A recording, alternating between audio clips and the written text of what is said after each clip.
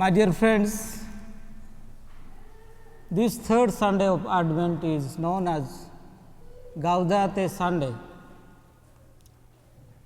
Through the antiphon, the entrance antiphon of the Mass, the Church is inviting us to rejoice. As we are waiting and preparing for the Lord, the Church is giving us a call. Just pause for a moment and rejoice, because the coming of the Lord is very near. The Lord is very close to you. And today's first reading is very beautiful one and very famous one. Prophet Isaiah describes in a poetic fashion about the overwhelming joy the Israelites, the exiles are going to experience in their homeland at the coming of their Savior. The earth will bloom and it will be renewed, and their joy will be so intense, so liberating, that the blind can see again,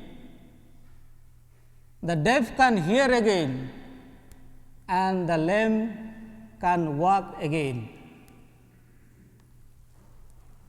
So, my dear brothers and sisters, today Isaiah is describing with regard to the time of the Messiah. The time of the Messiah will be a time of restoration and the peace in the world. And today in the Gospel, we are told that John the Baptist is in prison, and he is confused with regard to the Messiah, with regard to Jesus.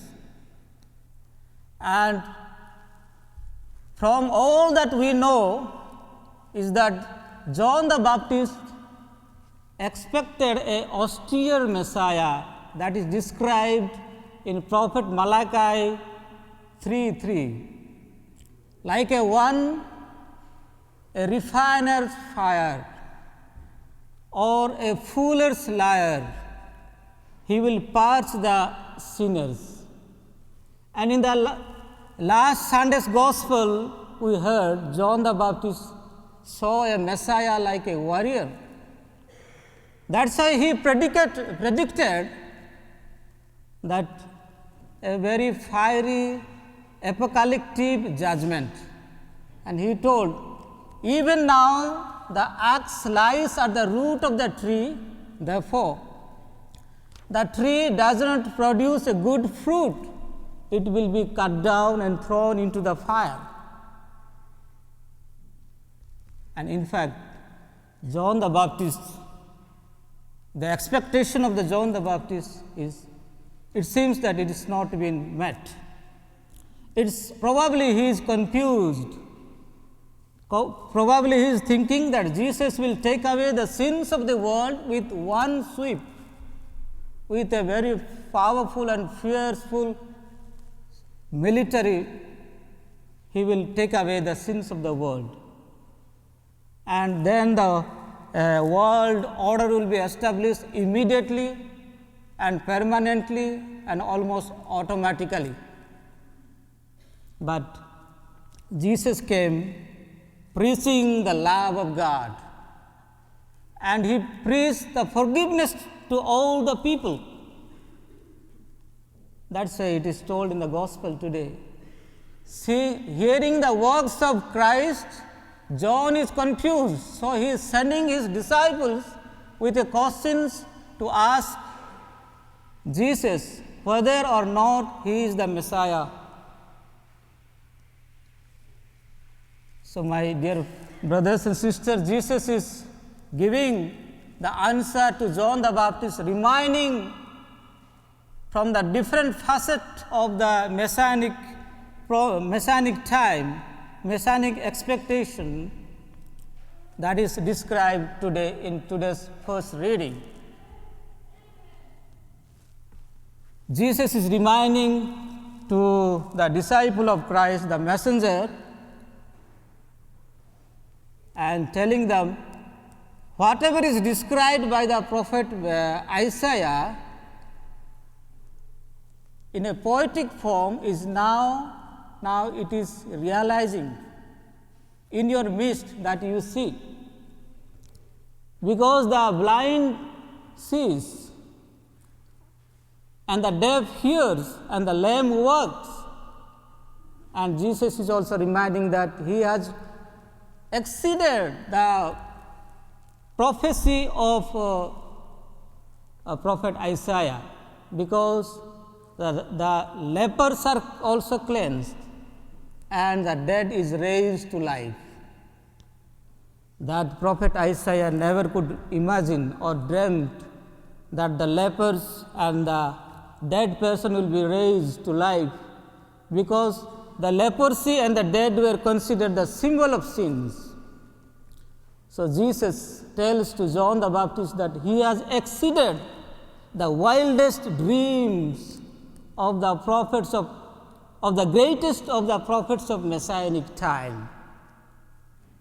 And as prophet, Jesus always did his action, and his actions and words were very, very spiritual. It had a spiritual dimension.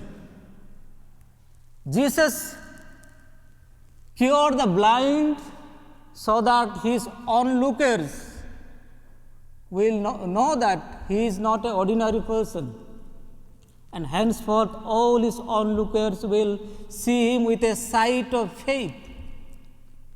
And he cleansed, he cured the deaf, so that all his listeners in the audience, will listen to his message, to his gospel, and they will be the proclaimers, the evangelists of his gospel. And Jesus also cured the lame people, so that all the bystanders will follow him very closely to the end of their life. And Jesus also raised the dead to life. He wants to show that he also wants to raise us spiritually to life and life everlasting. And he also cleansed the lepers, that is the worst disease at that time, the symbol of sin, that he also wants to cleanse the heart filled with sins. So, my dear brothers and sisters, the prophet that John the Baptist expected, awaited, indeed came to do the battle not with the Romans, not with the Roman powers, but with the power of the sin, not in the plains of the Palestine, but in every human heart, not for once, but he came for the generations. So, Jesus sends the message to John the Baptist and to all of us that his coming, the coming of the Messiah, can be found in the changes of the human hearts. The changes within the human hearts and within the human lives. So, my dear brothers and sisters, Advent is the time to ask ourselves, what changes has happened to me after accepting Christ? And to identify what is keeping us to recognize, to experience the power of Christ, the power of Messiah. And it is also time to ask certain questions during this concerning Christmas. We should ask that what we want for Christmas, want from Christmas. Not that we should ask that what we want for this year's Christmas, but we should always ask what we should expect from this year's Christmas, what we should expect from the Christ in this year in the Christmas celebration. My dear brothers and sisters, we are very close to the celebration, Christmas celebration, and let us use the rest of the days so that Christ will change our lives, our hearts. Let us also pray for all the people, that all will also receive Christ's message during this Christmas, and we all, with a conversion of heart, be open to God the Father, so as to receive His Son, Jesus Christ, in our home, in our heart, and in our homeland. May God bless us. Amen.